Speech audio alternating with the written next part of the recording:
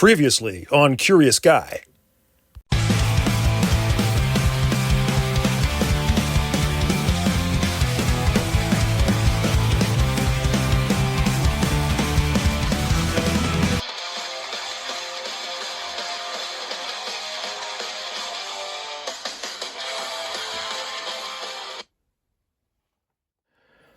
Part 2 of repairing this FT-817 radio. If you looked at part 1 of the video, and I appreciate your patience while we get on to part 2, but in part 1 we looked at diagnosing the problem, and I spent a bit of time kind of going through the schematics and the details of the board layout and so on. And essentially we think, or I think, that everything that's wrong with it right now, the fact that it's not producing any RF after this stage, it is producing RF earlier in the board, but the RF is getting clipped at this stage, this pre-driver here. All of that seems to be explained by the fact that this voltage here, TX5, is too low. TX5 is sort of the base voltage which powers all the preamplifier biasing, which is then allows these amplifying FETs to run off the 13 volts, TX13, to actually do the magnification of the RF. And it's because I think this FET is broken, it's shorted, therefore that's excess current is drawing through, and that's lowering the voltage available on this bias line. For a start, it's killing this amplification stage, and it's clipping over here. Anyway, yeah, we're going to have a go at replacing this FET down here in situ. I do want to do a bit more practice, so I have an old board here, a couple of old scraps that I'm going to continue to practice on. I'm just conscious that if I can do this without bumping the camera, get the hose out of the way. I'm just conscious that the heating nozzle size should be small enough just to localize the heat on the part that we need, and not too big as to damage or loosen the other components. It's quite compact in there. So a bit more practice for me on the soldering, and then we shall get to grips with this. Stay tuned.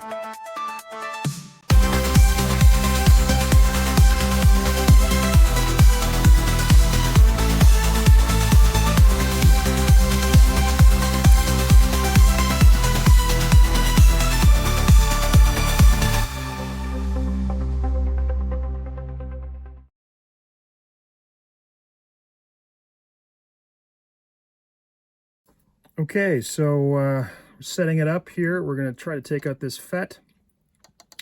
I put a little bit of Kapton tape in the area because I think if the temperature around this area gets too high, these solder joints here on the transformer will soften, and I'm worried any tension on those wires will mean it'll pop out. So just to kind of keep it in place, I'm going to try and take this out with direct heat without any flux, and we'll put the flux in at the end.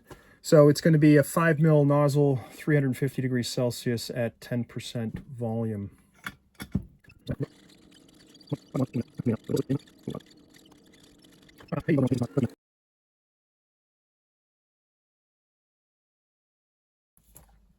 All right, so no luck getting this off at 350, so let's try something a bit higher. We're going to go 375.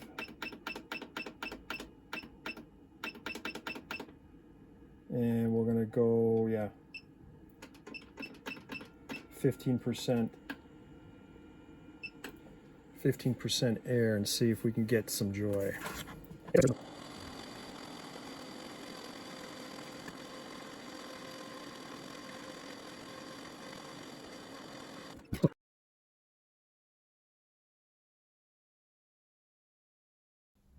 All right, let's try 390.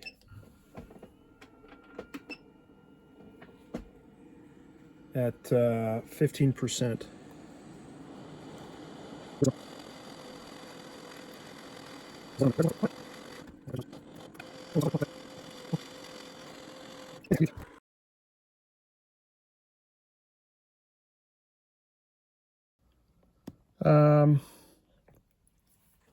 All right, so this hot air business is not getting into that part. We've seen it upsetting some of the other connections and so on. I'm going to see if I can inject some heat via soldering iron, see if this can do something. Let's see if I can get in here.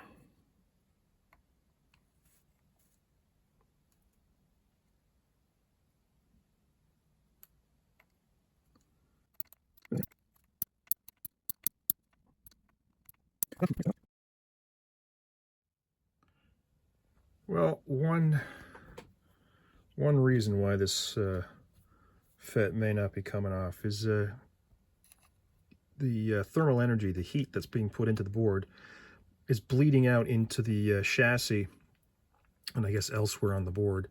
I'm not getting any localized heat, and the reason I say that is I noticed that just below those two FETs, there's a you can see that. Where's the camera? That little pink thing is like a heat pad sitting on top of a bump, if you like, in the chassis. So right here is a little sort of some spongy little heat pad between the board and a lump, a kind of a protuberance in the metal heatsink chassis. So what I've done is I've taken out the screws. You can see the screws I've loosened the PA board final screw. I've taken this one out. I've just tried to lift the board up a little bit so I can get some a gap between the board and this contact point, and maybe that gives us a bit more time to put some heat sink in. Other things I'm going to try now before I have another go is maybe build a aluminum foil kind of heat shroud, because I'm going to turn up the heat on this point, and I'm going to add flux, which I haven't done before, and we'll see if we can get enough localized heat to get this darn FET off. Okay, let's try this again. We've had no luck in getting this FET off because, well, basically the heat is being sucked out of the area into the rest of the radio. We know that the heat is getting to some of the solder joints. You saw that inductor moving earlier.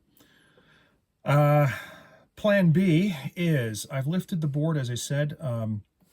So in theory, down here, there's nothing touching the chassis, and hopefully that will keep the heat localized.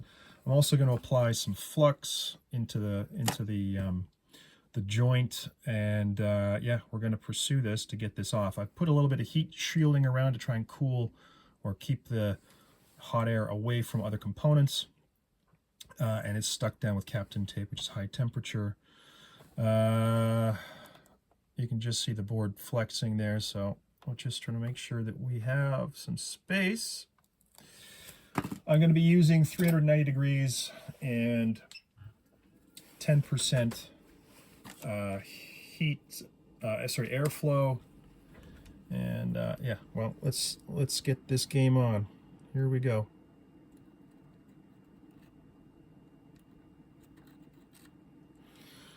Okay, got my tweezers, and let's see if we can get this puppy off. And it's going to take some while to warm up the board for sure.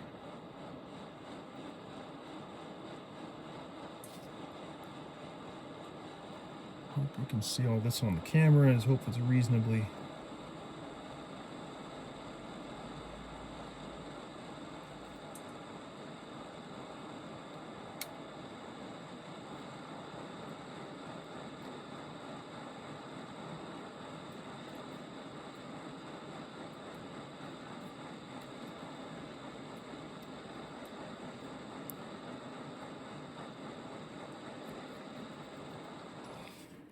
Ho ho! Magic. Magic. Combination of flux and there you go. Can you see that on the board? Combination of flux, localizing heat. We struggled earlier and it is off. Okay, let's put that to one side and we'll check that component a bit later. system's cooling down, and I'm going to take a break here, and yeah, we'll revisit this when we come back. And I think maybe, maybe the shot was out of focus. I do apologize. This is live. What can I say? Okay, so that is the FET that we took off the board, and if we test it, green and blue leads are shorted, so it definitely is a shorted piece. The blue in this case is the source, and the green is the gate, which paperwork here. Yeah, gate and source. That was the problem. They are shorted. So we deduced that, and taking it out of circuit, we can prove it. Fantastic. Okay, let's pop this in.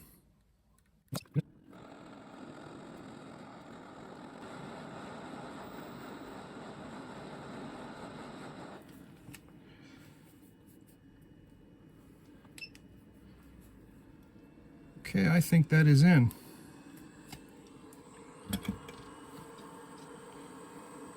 That looks pretty neat.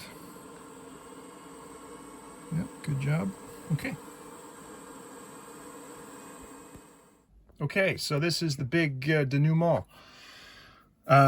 We have, as you say, installed the new FET, which is happy-go-lucky. Does it work? Well, before we can really find out, we needed to realign the PA board and the finals area so that we get the right current to bias the FETs that we've reinstalled.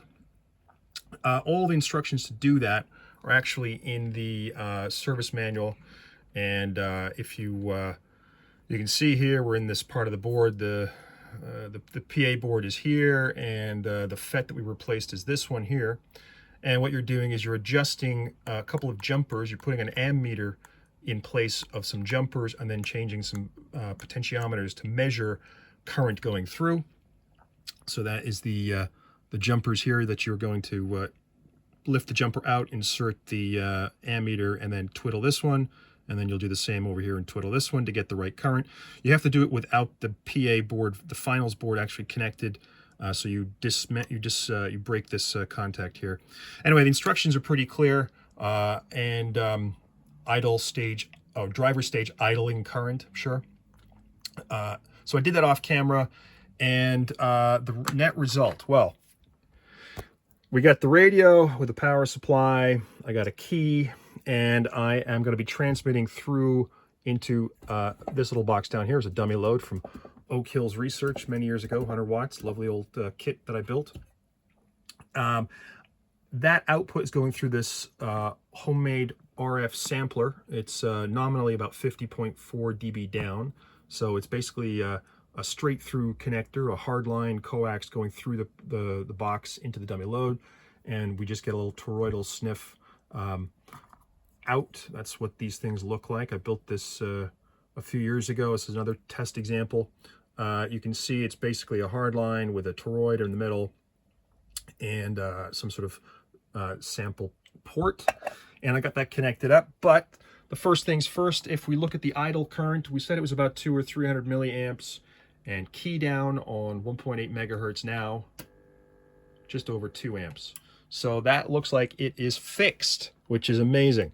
When you look at the RF output, we can see beautiful sine wave. That is obviously coming out of this sample here going through the probe. So it's producing RF on the top band. And the next stage is really to quantify the RF. And the next part of this video, we'll be talking a little bit about the homemade RF power meter that I built. This is the power meter. This is what it looks like. It is based on some designs, which I'll talk about in a moment. Very low power RF meter, which is why you need to, you can't just squirt your RF into the box. You have to just take a small sample of it and then determine from this sample how much is actually coming out at the beginning. And we'll talk a little bit about that. But ultimately, the radio is fixed. It was this FET. and super pleased that I was able to do it. I mean, at the end of the day, if I can do it, anybody could do it, just with a bit of patience and some logical thought. So let's wrap this video up, maybe with a quick review of some of the power samples that are coming out of it. And I'll probably do a separate video on this RF power meter itself, the plans of how I built it and kind of look inside it and take it from there. Anyway, perfect. Thanks. Taking some RF measurements. The setup is that the radio is powered on. I'm going to send the power straight through this little sampling box here into the dummy load, an old Oak Hills research kit that I built many years ago. And so the power is being dumped into the load. What I do is I sample with some sort of quantified amount. This is minus 50.4 dB. That is what I think it is. Maybe it's slightly different, but I think it's pretty accurate. Into the RF meter. This is a homemade RF meter that takes low power in and gives you a DC voltage out. The DC voltage will measure on the display there. And depending on that DC voltage, there is a little linear formula that I can use to reverse engineer what the dBm value is going in. And if I add then my 50.4 dB, I'll know the total dBm value going through the rig. So pretty straightforward. There's a little 9-volt battery in here. Make sure the connection's correct. And you see kind of a quiescent background noise, 0.7 volts. And so key down, ready? 4.4 volts. There you go, 4.4 volts. Do it again. So let's see what that is. Okay, so a little math lesson then. As we said, we measured with the RF power 4.4 volts DC, and so putting that 4 volts into my formula, you come up with minus 13.1. But we used a 50.4 tap, and so we have 37.3 decibels going into or out of the rig, basically, and into the dummy load.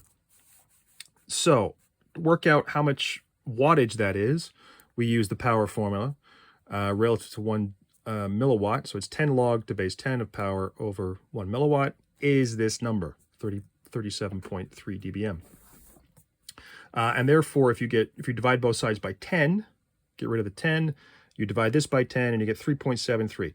And that's a number, let's call it Z, just for sake of arguments. Now, I use the HP12. I've talked about this in the past, and it's a lovely little calculator, super cheap. I like the RPN calculation method, but it's not the full scientific, and it doesn't have logs to base 10 or 10 powers. It has natural logs, which is more common in financial calculations, I guess.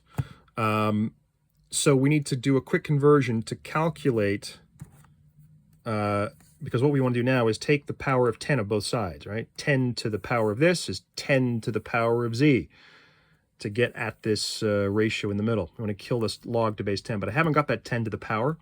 So a little digression. If we want to find the 10th power or power of 10 with Z, if we can only use a base E, then that's telling us that if you take natural logs of both sides, Z log 10 is actually Y. And therefore, if I take my number and multiply it by the natural log of 10, I can then use the power of E button to do my calculation, which is what I've done. So therefore, this 10 to the power bit, which gets us to this ratio in the middle, is actually E to the power of this slightly modified value, natural log of 10 times Z, which is then this number, which is then this number. And if you work it out, you get 5,000 something, and then you multiply by the 1 milliwatt, and you come up with the power of 5.37 watts. So, long-winded calculation effort. Thank you for bearing witness. So the rig is working, and on top band, 5.37 watts. Very happy to say that the rig is fixed, and I'll just go through and quantify the rest of the bands for the owner and hand it back to him. So we troubleshooted it, and yeah, it was a fix, and it's well, I'm glad to see the back of it, to be honest, but there we go. Thanks for watching. 73.